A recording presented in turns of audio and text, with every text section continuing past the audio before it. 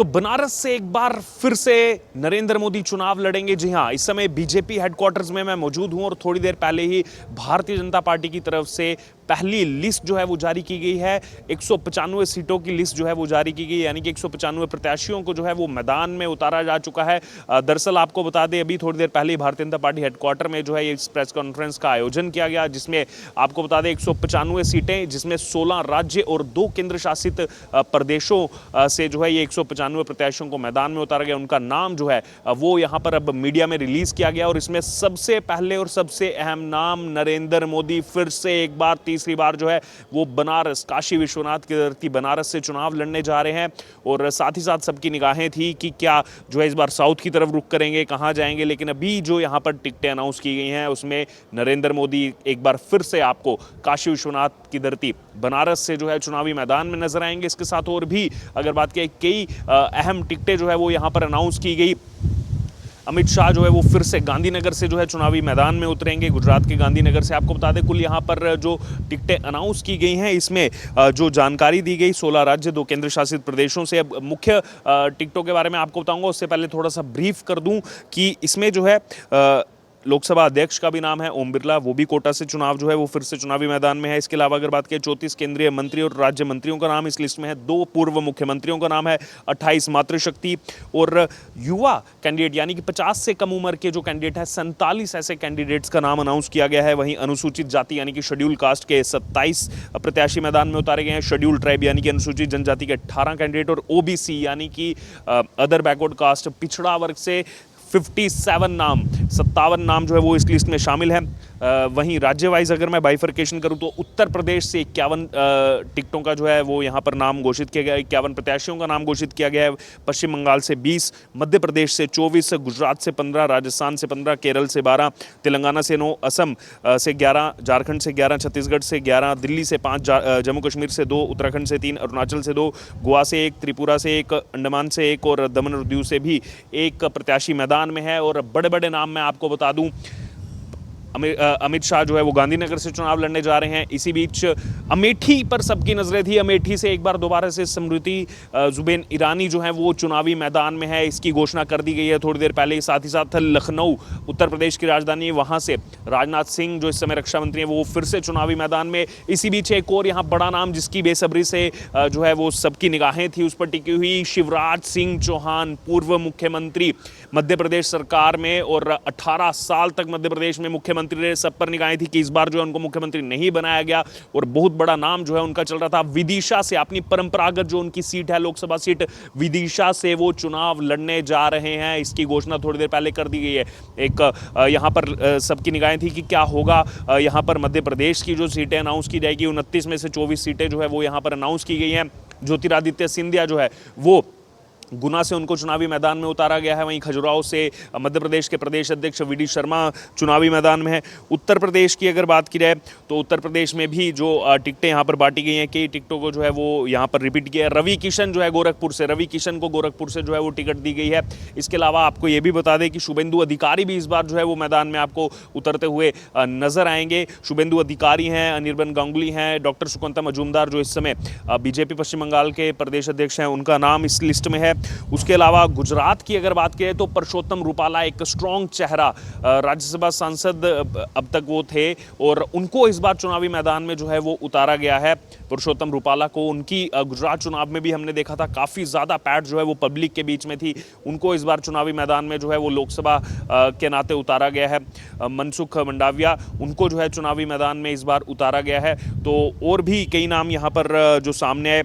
तेलंगाना से अगर बात की, जी किशन रेड्डी, पिछली सरकार में भी मंत्री और इस समय तेलंगाना के प्रदेश अध्यक्ष हैं बीजेपी के, उनको चुनावी मैदान में उतारा गया है। उसके अलावा असम की बात की तो सर्बानंद सोनोवाल, पूर्व मुख्यमंत्री असम के, उनको भी इस बार लोकसभा में उतारा गया है चुनावी मैदान में। फिर दिल्ली की अगर बात की जाए, दिल्ली पर सबकी निगाहें थी कि दिल्ली में क्या होगा, तो दिल्ली से बड़ा उलटफेर जो देखने को मिला।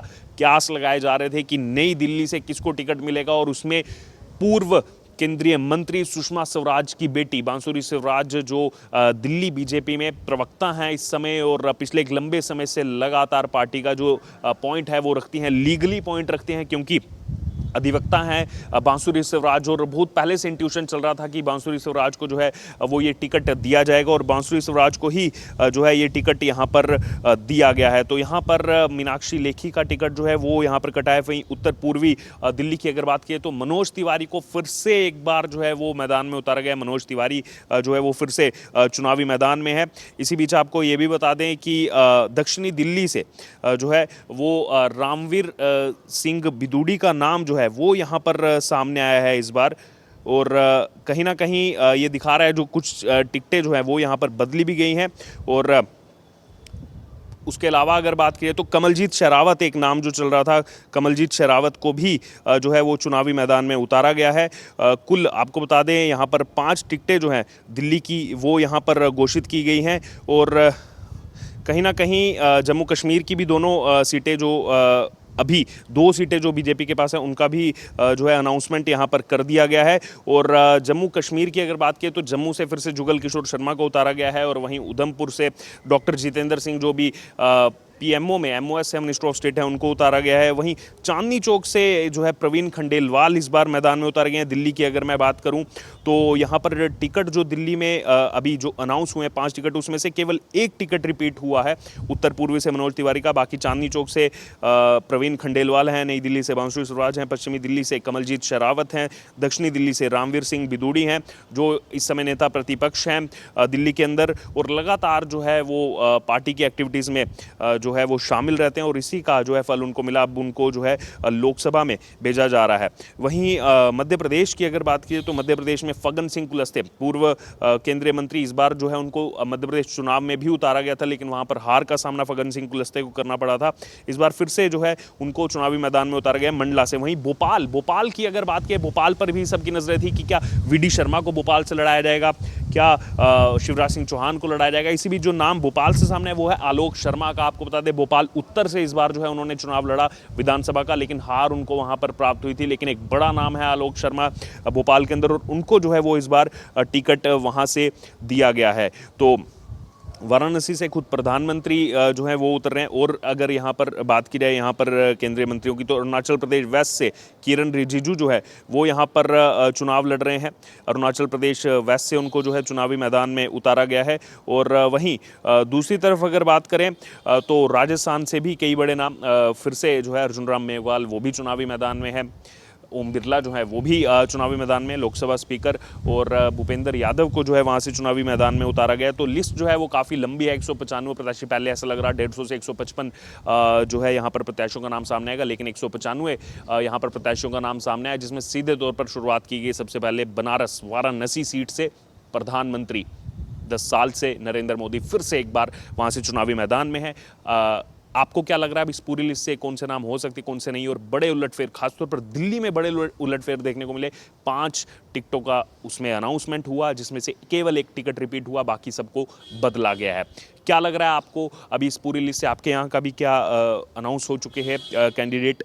क्या आपकी राय है, क्या आपकी प्रतिक्रिया है? ये पहली लिस्ट के बाद जो हमने देखा था रात 3:15 बजे तक जो है वो बैठक चली थी, जिसमें पीएम मोदी खुद इसी बीजेपी हेडक्वार्टर्स में वो बैठक चली थी। अब अगली बैठक जो है वो 6 मार्च को होगी, और पूरी रात तक जो है यहाँ पर बैठक चलती रही थी 2 दिन पहले, जिसमें तमाम राज्यों से आए हुए जो कोर कमेटी के सदस्य हैं वो थे, खुद प्रधानमंत्री और बाकी सीईसी की टीम यहाँ पर थी। अब उसके बाद ये लिस्ट सामने आई है। आपका क्या कहना है इस पूरी लिस्ट पर? आपको क्या लग रहा है इस बार चुनावी बिगुल जो है वो बच चुका है? अब इसका क्या रिजल्ट हो सकता है? क्या अभी आपका प्रेडिक्शन है किसकी सरकार इस बार बनने वाली है और कितनी सीटें? आपकी जो भी राय हो आप ज़रूर हमारे साथ कमेंट बॉक्स में शेयर करें।